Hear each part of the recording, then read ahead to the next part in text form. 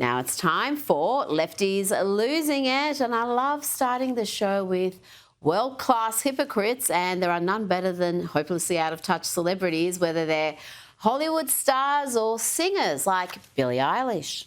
Love you all, but there's a few people in here that have a lot more money than me. And if you're a billionaire, why are you a billionaire? No hate, but yeah, give your money away, shorties. Love you guys. Billy, why stop at billionaires? Your net worth is reportedly well north of 50 million US. Why? Why haven't you given it all away? Why are you charging more than $100 for the cheapest tickets to your concerts? Don't you have enough? Poor dim-witted hypocrite Billy has been sharing her daft political ideas for several years now. Remember this back in 2020, campaigning for the Democrats. She seriously thought Joe Biden was the saviour. Lord. You don't need me to tell you things are a mess. Donald Trump is destroying our country and everything we care about. Let's check in now with the world's biggest victim and gaslighter, Michelle Obama. This is really too much, even by her poor me standards. You said we were all too aware that as a first black couple, we couldn't afford any missteps. Yeah. And you also say, as a black woman, I was under a particularly white hot glare. Did you feel that? For sure. You can't afford to get anything wrong because you didn't get at least until the country came to know us, we didn't get the grace that I think some other families have gotten. The truth is the Obamas weren't treated like other first couples. They were treated a lot better. It was endless adulation. And on the rare occasions when there was some criticism from a couple of conservatives in the media, well, the rest of the media mob would be there to defend the couple, to attack anybody who would dare criticise this pair. You want to talk about lack of grace? Look at how Melania is treated. Michelle had how many Vogue covers? Talking about gaslighting, let's go to Lefties Losing It regular now, the woman who is among the most vile creatures to ever feature on MSNBC, and that is a crowded field, folks. Here is Jennifer Welch with an ugly diatribe against Riley Gaines. A genuine women's rights warrior is Riley Gaines, who has campaigned to keep male bodies out of female sports, and she has been attacked for that work every day. Attacked by the likes of this bitter banshee. One thing I want to say about Riley Gaines, as she sits there and has the moral high ground against AOC, when I look at people, if I were to say who's more Christ-like, I would pick AOC and the atheist Jew Bernie Sanders and the Muslim Zoran Mamdani a million times over you, Riley Gaines, because Riley Gaines, all you do is hate on people. You are wound up like a cheap clock over trans people. You show them no grace, no compassion. Yes, Riley Gaines is the one who lacks grace. Well done, Jennifer. Another sane take from you. Remember last week she was championing crazy women who wanted conservatives to be shot dead? Yes, so much compassion, so much grace. That rant might be aimed at Riley Gaines, but it really would be better aimed at a mirror. Every accusation is a confession. And then you have the audacity to get on television and try to lecture people who fight for the people that are suffering, that stand and put their arms around people that need sanctuary. And you try to act like you're better than they are. You're an insufferable. Nobody likes you. And no matter what, you will always have been the dumb that tied for 5th place.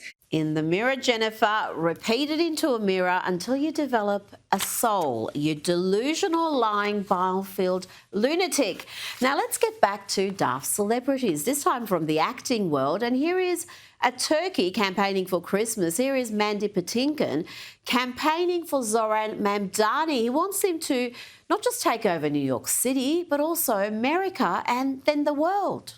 We are going to win this because we have this extraordinary human being who is going to lead our city and eventually, if we're really thinking, our nation and the world to a better, safer, all-inclusive existence. And that's what I love about this guy. You know, someone in Kamala Harris's team needs to have a word with her.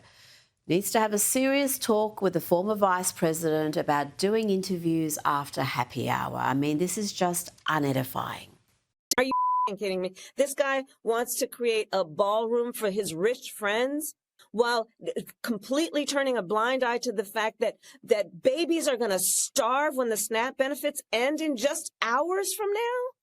Come on. So what? I'm not going to be distracted by, oh, does the guy have a big hammer?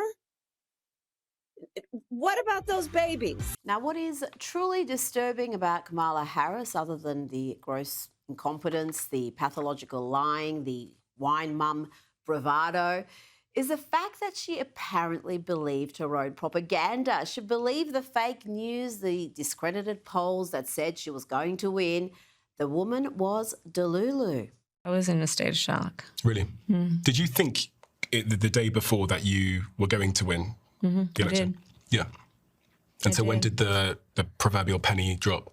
When I got a call from my campaign manager that it looks like we need 200,000 more votes that we can't find. Meaning it's just the map, the numbers. And the thing I kept saying over and over again, I was in a state of shock. I was so inarticulate, but maybe very articulate. What I kept saying over and over again is, my God, my God, my God. Really? Over and I couldn't stop. Joining me now is Newsweek's senior editor-at-large and Article 3 Project Senior Counsel, Josh Hammer. Josh, Kamala was so inarticulate and she was also very articulate. Work that out. She can't even recount that story in an articulate way. But she really thought she was going to win this. Yeah, Rita, Kamala Harris not being articulate. When have we heard or seen that before? Oh, yeah, we've seen that or heard that literally every single time Kamala Harris gets behind a microphone or in front of a camera. I mean, where in the world would she have gotten this notion that she was going to win the election, win all the swing states? I don't know. I mean, just thinking about myself, yours truly, on my last podcast episode prior to the election, Rita, I said Trump's going to win all 7 swing states. I mean, not to pat my own back too hard, but, it wasn't like that hard to see coming, honestly, because the trends were getting very, very similar to 2016. Back in 2016, Trump was still trailing in the Real Clear Politics average, all the polling averages going into the election versus Hillary, but he was trending in the right direction there. And if you kind of looked in the second, third layer polling data, you could see indications that he was on the precipice of a monumental victory. So, too, was actually even more obvious, I would say, in 2024. So, look, this is just a classic example of Kamala Harris, as we've seen from so many other Democratic politicians here in the U.S., of just getting high on their own supply, of getting advice and guidance from their advisors and their consultants who are deep in the bowels of blue check Twitter, or I guess these days on Blue Sky. They're not even on Twitter, but they're so far deep in the weeds of their own echo chamber, they don't even know how to find reality anymore. And that is the current state of the Democratic Party in a nutshell. Kamala Harris is just a high-profile example, I think, of their woeful state. Well, Kamala remains a contender, incredibly, for 2028. And on the other side, we've got J.D. Vance. He continues to impress the Republican base, and that Republican base is now the MAGA base. Listen to this chant for the vice president. Not even halfway done. So here's I don't know what you're saying, but it sounds awesome.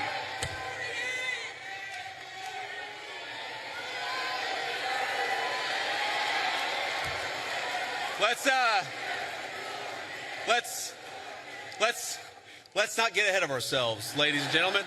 Are they right, Josh? Is he 48? Does anyone have a realistic hope of unseating him as the next Republican presidential candidate? Well, as of right now, Rita, I think that he is the extremely early, extremely preliminary frontrunner, but it's very, very, very far from a shoe. And I actually was just looking at some recent polling data for the Vice President of the United States, J.D. Vance, and the one poll that I saw from NBC News had his approval rating currently at 39%, 45% disapprove. That's still a lot of folks who neither approve nor disapprove. They probably don't have an opinion one way or the other, but he is under 40% on the approval. So I think it's very far from a shoo-in. He certainly is very popular, I think, with large swaths of the MAGA base. But I think it's going to be a competitive primary for what it's worth. I think that at least one, possibly other current Trump cabinet members will probably enter the fray. Marco Rubio is the name that is most often mentioned. I would not be surprised, frankly, to see someone else, maybe even a Pete Hegseth, a Scott Bessent. I mean, I would not be surprised to see some former governors, some current senators. Maybe it's a Ron DeSantis, a Ted Cruz. I don't know what it is, but I don't think that JD Vance is gonna skate this thing through. I think it's actually going to be a very competitive primary there. There's a lot of time left, right? I mean, this administration's barely started. We're less than 1 year into this 4-year administration there. So the vice president has a lot of time to leave a lasting impression on the voters when it comes to domestic policy, when it comes to foreign policy there. I would like to see him really kind of hone in on certain areas there. He should pick, I think, in my judgment, he should pick a couple issues to really make his issue, own that issue, and show to the American people how you can lead the way on one issue as a precursor of how you can then lead the country more generally on all the issues.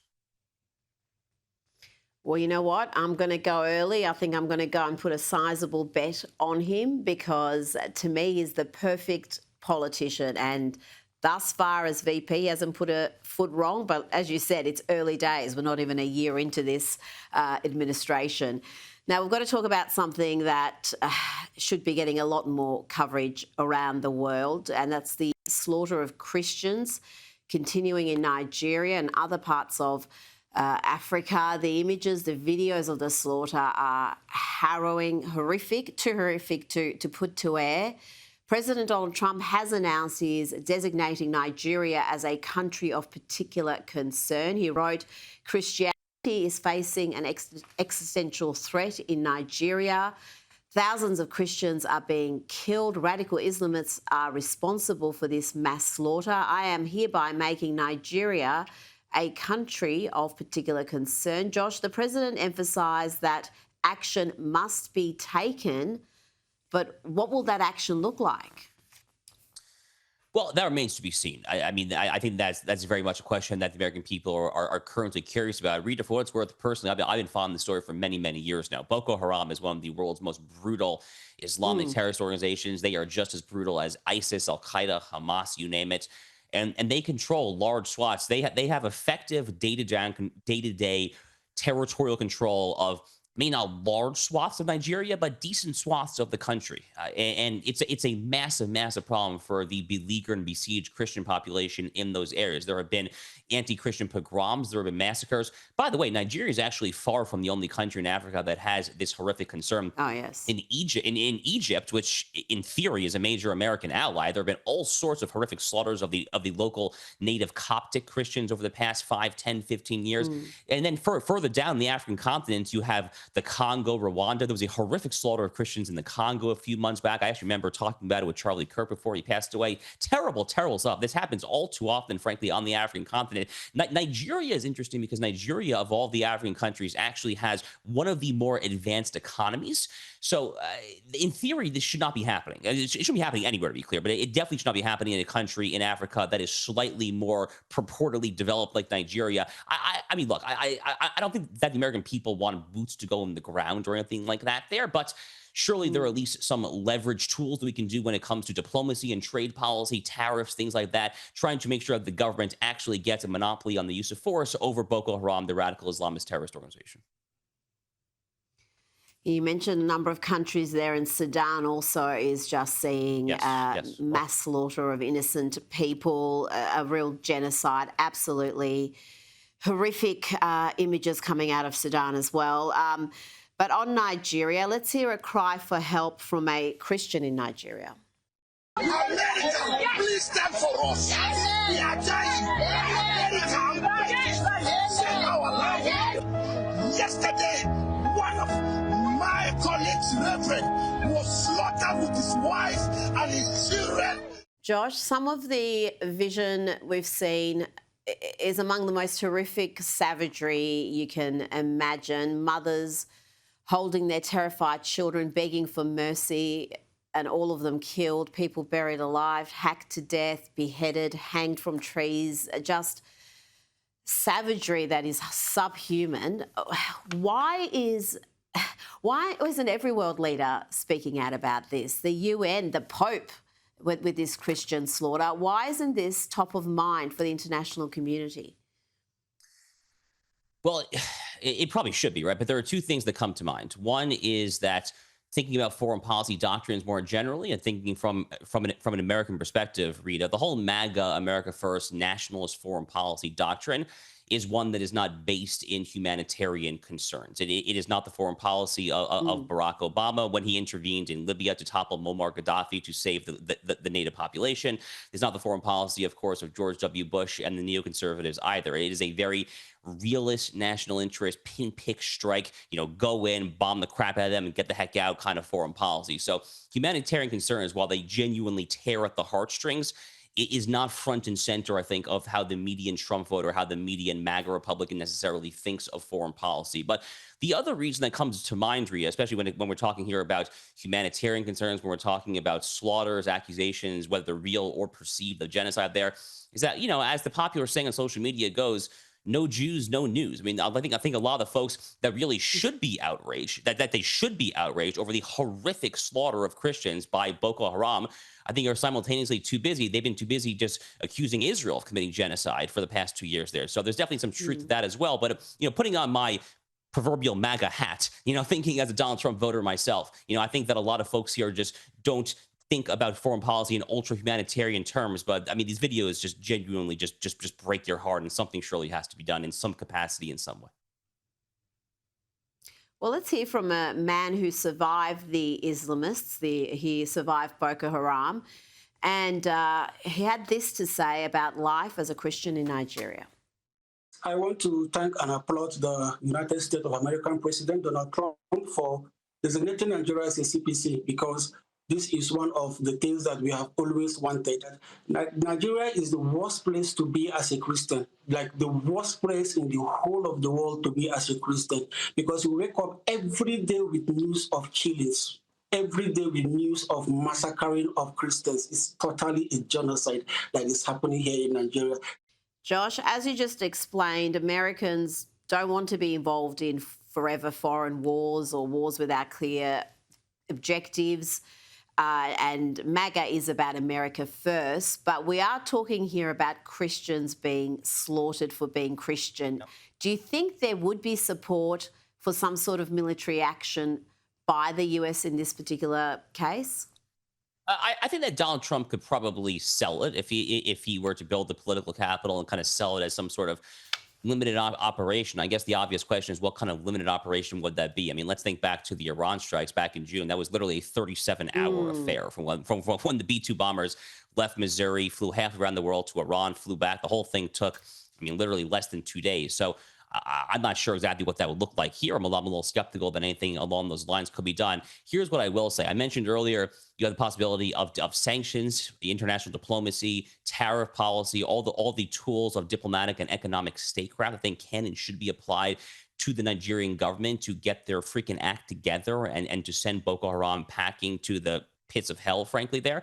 Another thing that I think can probably should be done, and this might be controversial actually within kind of the MAGA base, is, a lot of Republicans are very skeptical when it comes to refugee and asylum policy, and rightfully so, to be clear, because it has been systemically incredibly abused for decades and decades here in the U.S., all sorts of fraudulent kind of economic asylum seekers and so forth there. But there are cases of legitimate asylum. There absolutely are cases of legitimate refugees. The Trump administration has gone above and beyond to try and make sure that the white Afrikaners down in South Africa, who are literally being oppressed by the anti-white racist government in South Africa, they've made sure that those folks know that they potentially have a home if they want to come to the U.S. there. So too, I think, should Christians literally getting slaughtered by Boko Haram in Nigeria. In my opinion, they should be absolutely eligible. If they are on the cusp of being slaughtered, in my mind, Rita, putting on my immigration law hat, that means any definition of asylum refugee status under U.S. immigration law.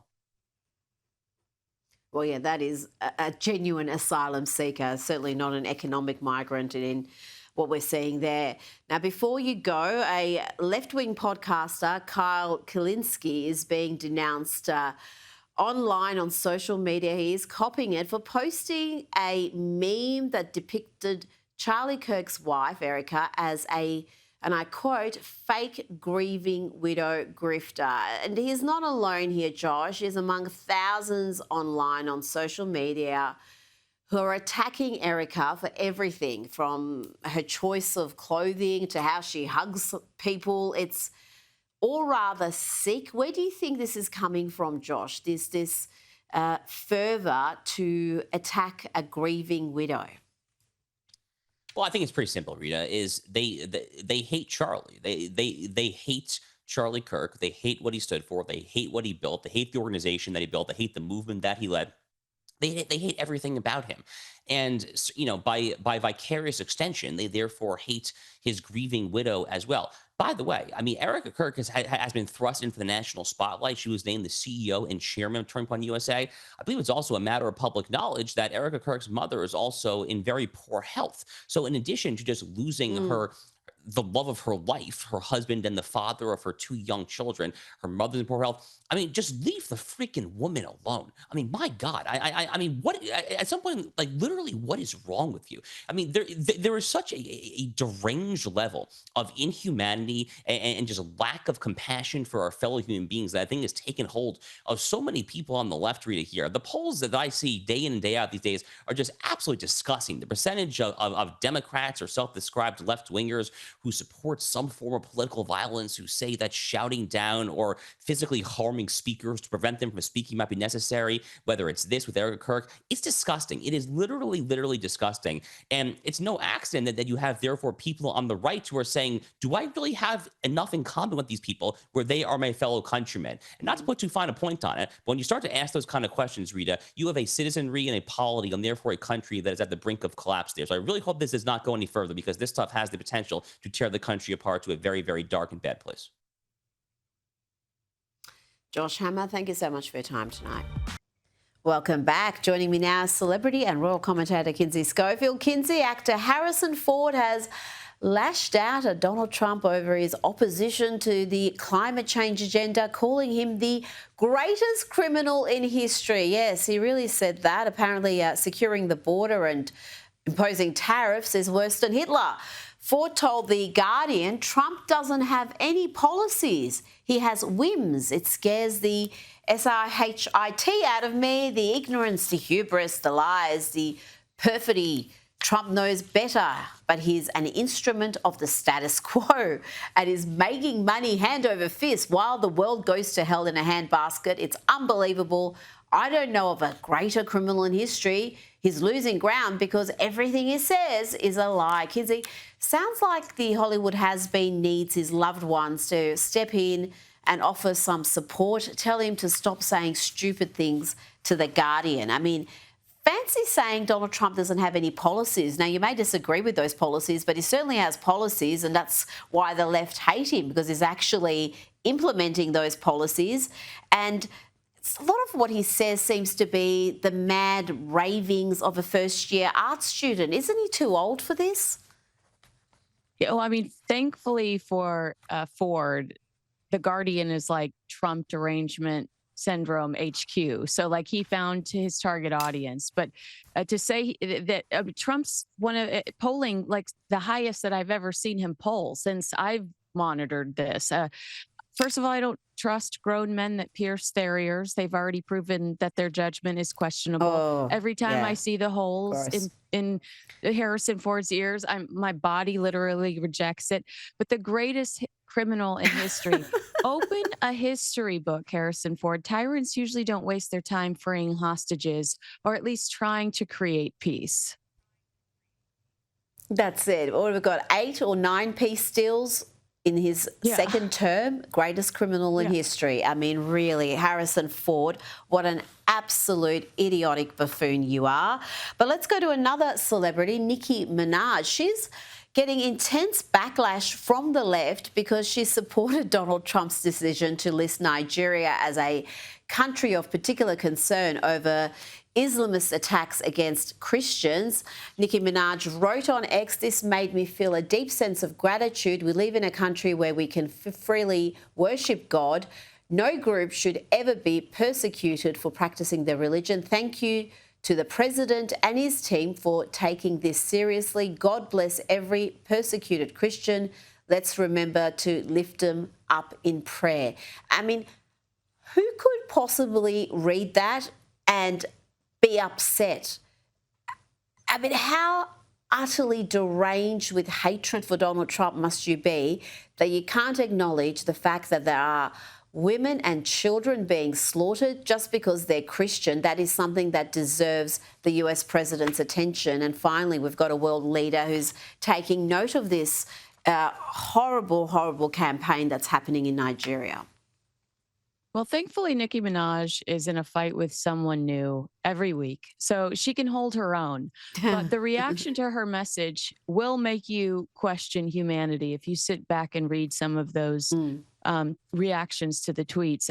Like you said, imagine attacking someone viciously for applauding, protecting Christianity, and they're taking personal swipes at her and blaming her for things that are just, totally unrelated to what she's trying to say, that we should be proud of the country that and the president we have based on our freedom to worship. So I can't tell you anything other than the fact that I'm so thoroughly disappointed in humanity, and I wish that they would take a moment to log off the internet and just do some self-reflection. You know what? It's borderline demonic when you read some of those comments, because these comments are being posted on social media, which is the same platform where you can see the horrific torture and slaughter of innocent people, and they disregard that and decide to attack people for acknowledging what's happening. Now, let's talk about the royals. The UK government has announced it will move to strip the man formerly known as Prince Andrew of his honorary title of Vice Admiral. That was his last remaining military rank. Andrew was stripped of his other honorary military titles by his mother, the late Queen Elizabeth. That was back in 2022. And importantly, Kinsey, he's no longer a prince. That's true. I mean, what a whirlwind week that was last week in London. I was in bed and everybody was like, you got to get out of bed. You got to get out, run across the street. Prince Andrew just lost his titles.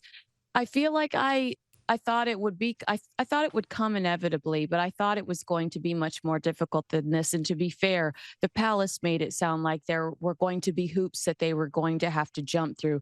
And I mean, the reality is we see how easy it's been for them to just strip him of all of these titles and all of these honors. Harry and Meghan should be shaking in their boots now that we've seen how easy it can be. But it's interesting because I've seen a series of different reports about who ultimately was the one that put the hammer down. Was it Queen Camilla? Was it Catherine, the Princess of Wales? In some articles, it's Prince William, because he did not want to inherit the Andrew problem. At the end of the day, everyone wanted it done, wanted this to be over with. And it was King Charles. He's the boss. No one else made that decision and couldn't but him. Now, the president has weighed in on this issue. Let's hear from Donald Trump. I feel very badly. I mean, it's a terrible thing that's happened to the family. That's been a tragic situation. And it's too bad. I mean, I feel badly for the family.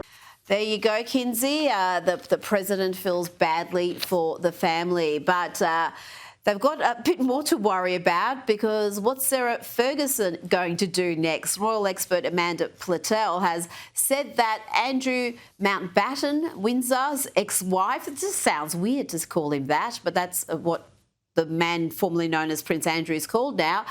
They are suggesting that Fergie could turn to tell-alls as part of her next phase. He wrote a multi-million-pound Fergie Netflix show about the horrid royals could make Harry and Meghan's devastating 6-part series, the highest-rated show for the streamer in 2022, look like a walk in the park on a sunny day. Kinsey, would Fergie do that? Do you think she has got it in her to just air all her dirty laundry? I mean, look at the parallels between Fergie and Meghan Markle. And throughout Fergie's post-royal life, she's done everything that Meghan Markle has crammed into the last 5 years. She's shameless. Fergie's worked with Oprah Winfrey on multiple productions, including reality TV shows and sit-downs. Fergie's written over 30 books. Some were, lingered in the tell-all world, talking to us about how she borrowed Princess Diana's shoes and they gave her warts. So she's willing to go in the gutter if need be. She's been a podcaster in the past. She tried to bring down the monarchy with Princess Diana when they both planned to leave their husbands at the same time together in the 90s, and Diana backed out. She knows where the bodies are buried, and there will always be more secrets to tell when Fergie's involved. The only thing stopping her is her daughter's royal futures. Watch this space to see how much she's willing to jeopardize that.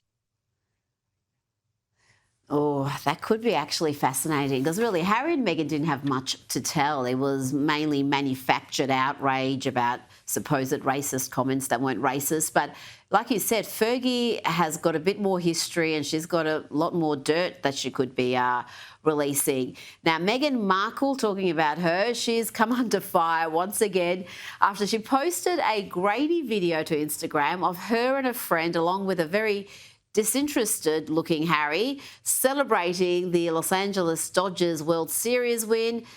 Fans have labelled the video staged and so fake and cringe.